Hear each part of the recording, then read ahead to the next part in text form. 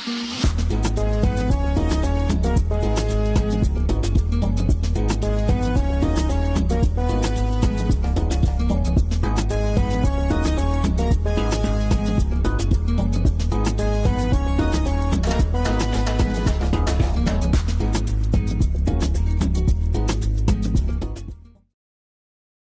very good morning to you, Nigeria, and welcome to another edition of What's Your Take?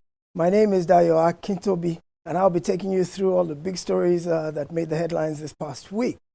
Joining me to do that and to read all the stories and tell us what happened is my trusty sidekick, Yetunde Afolabi. Yetunde, how are you this morning? Morning, Dayo. I'm very well, thank you. Very good. Well, guess what? COVID is back in the news. I just heard a news report that 2 confirmed cases in Rivers and 1 in Lagos. We thought we were out of the woods with COVID. What gives? Did you get a COVID vaccination? Yes, I did actually. I did sometime last year. Very good. So you have no fears about a resurgence of COVID whatsoever? No. Well, I hear that they're going to start giving booster vaccinations again in the UK. Maybe our health authorities here in Nigeria will begin to think about doing something about boosting all of our protection against COVID. We definitely don't want it coming back. It was too devastating. It had too much of an impact on our daily lives. We don't want to see COVID back again. No, we don't. All right, folks, thank you for joining us for another engaging discussion about all the things that are going on in our daily lives in Nigeria throughout the week. We have a guest with us in the studio, but before I introduce her, let me just bring you up to speed on 1 or 2 things that are out there. The internet is breaking. Actually, it broke yesterday and continues to break this morning with a trending story about an audio tape of Peter Obi and Bishop Oyedepo, in which Peter Obi seems to be asking for the man of God's assistance in getting Christian votes. However, that was not really the point of attraction on the internet. The big thing was his repeated use of "Yes, Daddy," "Thank you, Daddy," "Amen, Daddy." And that has certainly become the new catchphrase of Nigeria. Last week was go to court on every little thing. And this week it's now "Amen, Daddy, thank you, Daddy." So we've got memes, we've got stickers, we've got skits, any and everything now. Thank you, Daddy. So go out and get your own t-shirt today, hot and smoking, fresh off the press. Get your Amen, Daddy t-shirt today. All right, the next one that also became a big media sensation last week was Igbo elder statesman Mr. Iwanyawu, who, speaking at the 1-year anniversary of Governor Soludo's ascension to office, gave a speech in which he alluded to the Yoruba as rascals. And of course, that caused a big problem. However, he came out to deny that he was taken out of context, and I took the time to listen to the audio tape 12 times, and I'll tell you what the problem was. In saying what he said about Yoruba rascal, he used a phrase, "there are," which came across sounding like "they are." Please, there's a very big difference between "there are" and "they are." But when you say it quick, if you speak as fast as I speak, "there, there," it's difficult to tell which he's speaking, which he's alluding to, but think about it this way. They are political rascals. That means all Yoruba people. But there are political rascals among them. Simply means there are a few here and there, not all of them. So which did he actually mean? Who knows? But that's why we should pick our words carefully and we should enunciate. There are, they are. Let's get it clear so that there's nobody can misconstrue what we said or what we intended to say. And the last one for you this morning on a lighter note is another thing. Social media won't kill us in Nigeria. Another video on social media that showed 4 people pushing a blue line train. Can you imagine that? Do you know how heavy a train is? Can 100 men even push a train? This blue line has 4 rail cars. I put it to you that 100 men can't even push 1, let alone 4. So how are 4 men pushing 4 rail cars on a track in Lagos? It's not possible. Well, Lamata, the agency in charge of the train, has come out and said it was just some people up to mischief. The train was moving on its own power. And these 4 people got behind it and acted like they were pushing it. Yeah, we saw the train moving, but Lamata is saying the train was moving under its own power.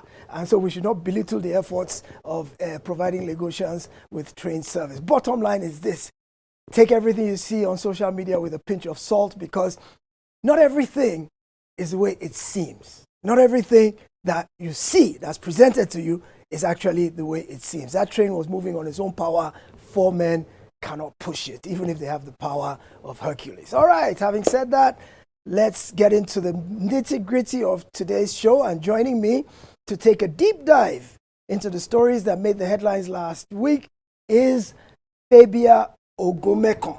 Fabia is a former executive director of Women in Successful Careers. She is a lawyer and developmental consultant and is also the founder of Adaba Initiatives. Welcome to What's Your Take, Fabia. Thank you for taking out the time to join us this morning. Thank you very much, Dio. Very Great to good. be here. Yeah, thank you. Thank you for joining us. I noticed that you worked with Women in Successful Careers, and of course we're in political season. Well, there are 6 deputy governors elect, and there's 6 female deputy governors elect, and there's 1 woman who is a whisker away from becoming our first elected governor in Adamawa State. That should make you proud, since you are an advocate of women in successful careers. What do you say about that? I don't know if proud is the word. I've had quite a few conversations in the last week actually analyzing how did the women fare coming out of these political elections. And we're not very excited.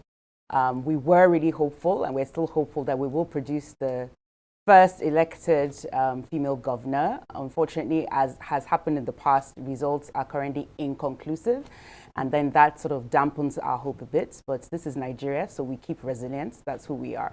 And we're hopeful. The women didn't fare well, to be honest. And yes, the token 5 deputy positions, it's not what we were going for. So well, we remain hopeful, and that what we didn't get in the elected positions, we will hopefully get in the political appointments. All right. Keep hope alive for Nigerian women in politics and in the corporate world as well. All right, Yetunde, what do you have for us? Let's see our first story and what made the headlines and got our danda up in the past week.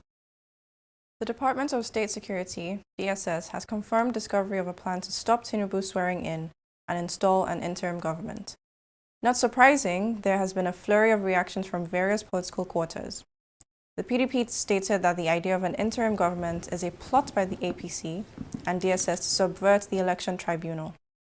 The party challenged the secret police to arrest the politicians behind the alleged plot. The Arawa Consultative Forum, ACF, for its part, called for the arrest and prosecution of anyone or persons found or caught canvassing for an interim government. The Nigerian Governors Forum, NGF, in its own statement demanded arrest of the plotters for an interim government. Legal experts, in their wisdom, have dismissed any possibility of an interim national government coming into existence. The Nigerian public have one question: why is the DSS seemingly not eager to arrest those they claim they know? Over to you, Dayo. All right, Fabia, let me just pass that question on to you. Why is the DSS not eager to arrest those they claim they know? They came out with a press release saying that some people, that they've uncovered a plot of some people who are planning to use instrumentalities of the courts. And I'm actually interested in your response because you're a lawyer and this borders on a legal issue. They're saying that some people, I think in the political class, are planning to use instrumentalities of the court to abort the swearing in and inauguration of the president-elect and his cabinet and foist an illegal interim government upon the people of Nigeria. Apparently, that such a contraption is unknown to our constitution and is illegal. Me not being a lawyer, I'd like to defer to you as to your thoughts on, is it possible to actually put an interim government in place? And if not, then what games are the DSS might the DSS be playing? Great. Very interesting, and I'm as intrigued as you are. Well, constitutionally, I do not think, as far as I know from my experience, that it is possible for anybody or group of persons to simply come and say we are installing an interim government. That sounds to me more like a coup, or sounds to me like some kind of treasonable act where you are actually going underhand, and it has to really be a full-blown coup. Other than that, it is the president of the country, given certain circumstances, constitutionally defined circumstances, that can then sort of declare an interim government. And we've had that in the past, and we've seen exactly how that worked and how that played out, and the reasons for which that sort of happened. So we had that obviously in the sort of 1992 elections and all of that. So I am as curious and bemused as you are by this particular news of these shenanigans ongoing. As we know, we've come through a really politically heated elections, where Nigerians very hopefully in their masses went out to declare their votes, and some would say and argue that the elections were certainly not free and fair across board. There were certain discrepancies, and those who are politically aggrieved in terms of the political opposition have now gone to court, or at least have begun steps to go to court to air these grievances, which have not been hidden and which have been sort of generally laid bare and discussed publicly. So that's, as far as I know, is the sort of conversational scenario that's happening. If there is more information, which the DSS has confirmed it has, then they should sort of go about and do their job.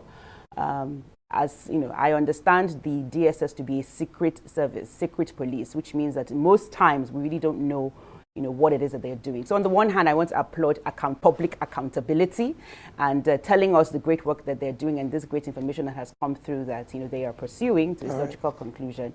But I know that I have concerns. So you think it was okay for them to come out and give this press release and scare the whole country, and especially as you said, they're an intelligence agency. They work covertly. So for them to have done this press release and told the whole world that there is some shenanigans afoot, yes. Was it the right thing to do, you think? Well, no, so I'm not saying that it's the right thing to do, but I'm saying that given that they have done it, so, given that they have done it, we are now aware, so then it now means that they have to inspire that confidence in us that they're going to see through what they have brought out to light as an existing threat. They have to see it through properly, and which is where, like I said, I have some reservations. Yes. We are hopeful that the process will be, they have made it transparent. They have brought it out into the public, so they now must continue on that path to keep us informed and tell us as a public, how these, investigations are progressing. Very good. Other than that, but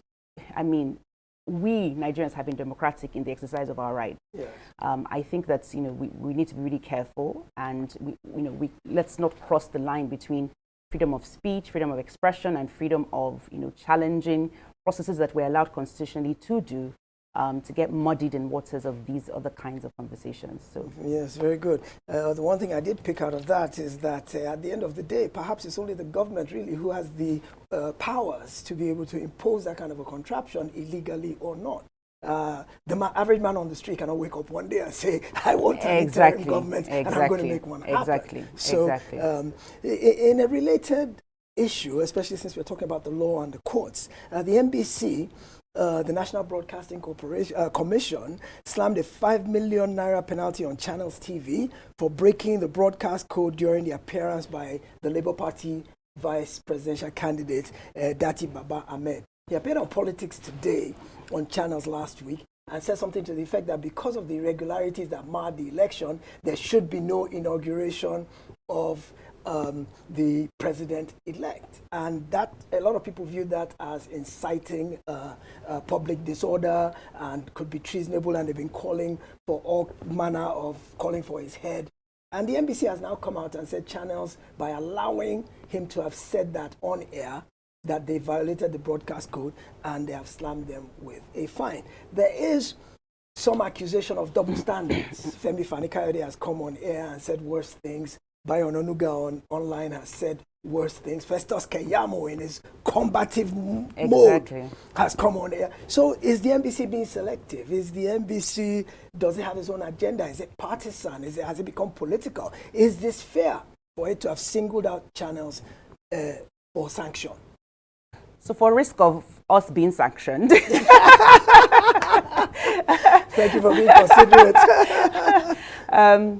Yes, this is really interesting. So the broadcast apparently was said to have been volatile, and capable of inciting public disorder, and therefore violated some sections of the Broadcasting Code. Now, I haven't read the entire Broadcasting Code, but from a layman's perspective, and let me speak as a layman here, I certainly was not incited by the comments, and I suspect that, well, there were, like you did allude to, there were some Nigerians who felt that it was insightful, but then there are many others who also were not triggered by these comments. They were simply comments in line, like sort of following on from our previous conversation, in line with grievances that we all already know have been publicly aired several times and are now being followed through the court processes. So personally, I don't find these triggering, but the censorship body for the media, who sort of has the authority at this point and who knows best, has felt it, deemed it necessary to sanction channels. We haven't heard from Channels Media, at least, I didn't find anything. It would be interesting to hear what their response is. There is a possibility, yes, of seeing it as double standards, given the examples you raised, but it would be interesting to hear from Channels what their perspective is. Yes, indeed it will. What comes out of all of that is that regulation is subjective, because at the end of the day, how do you determine who you want to sanction and who you didn't want to sanction? Because as Fabia has rightly said, some people felt it was inciting, but a large body of other people thought it wasn't. And if the law is ambiguous and is subject to interpretation, then it's subjective that the regulator has to be the one to determine what is inciting and what is not. If I can just add to that. So the law can be subjective, but ideally it shouldn't be. There should be examples, tried and tested cases, precedents that you can refer to, such that the laws are meant to be reasonable, so that the reasonability test is passed.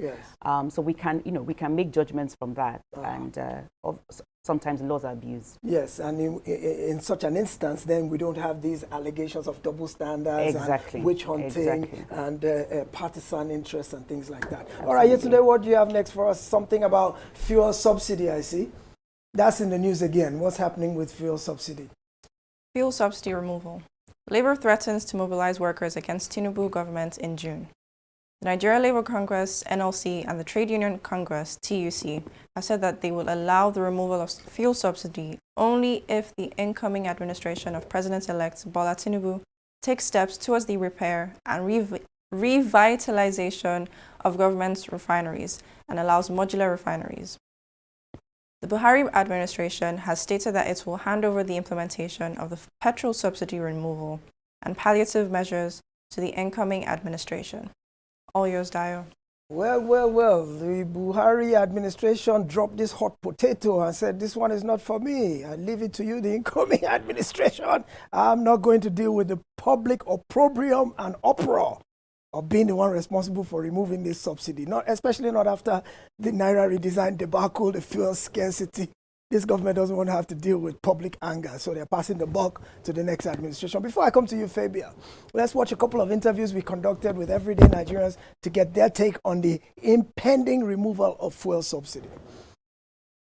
Concerning the rumors about the fuel increment, I think personally it's getting out of hand. So basically, it affects everything we do. So as a businessman, day to day, I'm seeing increase. It might not be directly because sometimes transportation, people want to come on set, people want to go about, get equipment and different things, and everyone's complaining like the prices are outrageous, and you can't blame the transport guys. Like, you have to know that it's coming from things like this, the fuel increment. So if it's possible, we keep it the way it is or go lower. I hope that works, because it's really an impact on us, it's an impact on our family and then people around us. So please, keep it safe, keep it here. We're trying, it's okay for now. All right, so concerning this rumor of increment in the fuel price, I mean, looking at the environment and the country, and there's a lot of pressure. So adding that to that pressure right now is not the best for now, because there are a lot of disadvantages, there are a lot of inconveniences, there are a lot of troubles, pressures that this might bring about. And look at business owners, generally every sector is going to be, they're going to feel it. Transportation, frustration, and you see cars queuing up to get fuel, movement problems and all of that. So then the farmers, and everyone is going to feel it. All right, Fabia, it seems to be generally there's a consensus that subsidy must go. It's how it goes and what is done to cushion the effect of its removal. That is the key, the million-dollar question. We're hearing rumors that fuel will cost anywhere from 400 to about 750 naira at prevailing market rates when the subsidy is removed. The million-dollar question, of course, is how are Nigerians going to cope? NLC has said, fix the local refineries, the government refineries. If you fix them, then we avoid transportation costs, we avoid clearing costs, all that kind of cost. And that should keep the price down. Government, for some reason, hasn't been able to fix, with all the turnaround maintenance and all the money thrown at the refineries, they're still inactive, they're still moribund. Government seems to have a problem with that. So there are other palliative measures being considered, things like government buses, transportation, making things a bit easier, salary increases, things like that. But how do you see this notion of fuel subsidy removal as it relates to the well-being of the average Nigerian down the road? Right.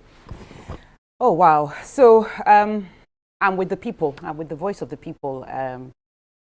Generally, if we're going to be moving in this direction, like you said, there should be some palliative measures, there should be the cushioning effect, and it should be well thought out, proper strategies, which is what the Labour Congress should also be doing, rather than threatening strikes. I don't think that strikes is really the answer at this point. And as we saw from the voice, Vox Pops, Yes.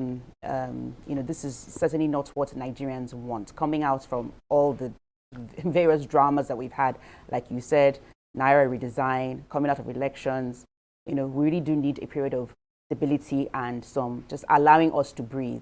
So I think what the next administration should be thinking about as they take over is really, like you said, around palliative measures and really thinking through the strategy properly. And the Labour Congress should be on the table, on the side of Nigerians, having these conversations for us. So I remember, I think it was during Jonathan's government, probably in the last days of his government, when we had a town hall where seemingly the opinions of Nigerians were sought en masse, and the pros and cons, because these things need to be explained to us, right? These things need to be, Nigerians are reasonable, so obviously nobody wants to suffer more hardship. Nobody wants to pay more if it's not absolutely necessary, especially in a country like ours, Yes. where we have, just gone through so much hardship. And there's really no reason to have, to be putting us through what we are going through as a people. Yes. So yes, repairing the refineries is certainly should be on the table. It has been on the table, and your guess is as good as mine why we are still where we are. Okay. But I think it's not enough to just make demands, and if this demand is not met, then it goes in the other direction. Right? We know that strikes can work. We see what's happening in the UK, for example, with the health workers strikes and the transportation workers strikes. Yes. But the most important thing for us, from where we sit, is effective real-time strategies and really carrying the Nigerian populace along. Let's have another town hall, which we, like we had all those many years ago. Let's explain for those who were not part of those conversations, because we've been having this whole threat, of subsidies for as long as we care to remember. So let's have a conversation about it. Let's carry Nigerians along, and let's arrive at strategic solutions that will sort of ease the burden for us, if that is the direction that we have to go. Very well said. So the incoming government, over to you. You heard Fabia. Let's have a conversation. You heard me? Yes. Let's have a town hall meeting. Let's discuss this issue before it is put on the table, and let's have well thought out strategies that will mitigate the impact of this fuel subsidy removal on the average Nigerian. We're running out of time. Yetunde, over to you. What's the next thing you have for us? Igbo leader who threatened to invite indigenous people of Biafra, IPOB, to Lagos is in DSS custody. In a now viral video, the self-acclaimed Eze Indigbo of Ajao Estates, Lagos, Chief Frederick Nwajagu, issued a threat to invite members of the proscribed IPOB to secure the property of Igbo people in the state. Arrested in Lagos by officers of the Nigeria Police Force, Nwajagu was subsequently handed over to the DSS, who handle terrorism matters. He's slated to be transferred to Abuja for investigation and possible prosecution. Over to you, Dio. What do you make of this, Fabia? This has befuddled me ever since it came in the news. What do you make of this this gentleman threatening, well, can I even call him a gentleman, threatening that he's going to unleash IPOB on Lagos markets to protect the assets of Igbo people? This whole Igbo versus Yoruba tension and strife that has emanated in the aftermath of the election. What is this all about? Right. And why is it happening? And I think, Dario, that's really what the issue is. So I was going to say on a lighter note, DSS seems to have their hands full, in this past week, and we're hearing a lot from them. So good work to them, or kudos to them for the work that they're doing. IPOB, for all intents and purposes, has been declared a terrorist movement, and clearly the alleged statement by the chief, by Eze, is possibly insightful, so I can understand how this can be seen to be a threat, to peace, and so warrants full investigation.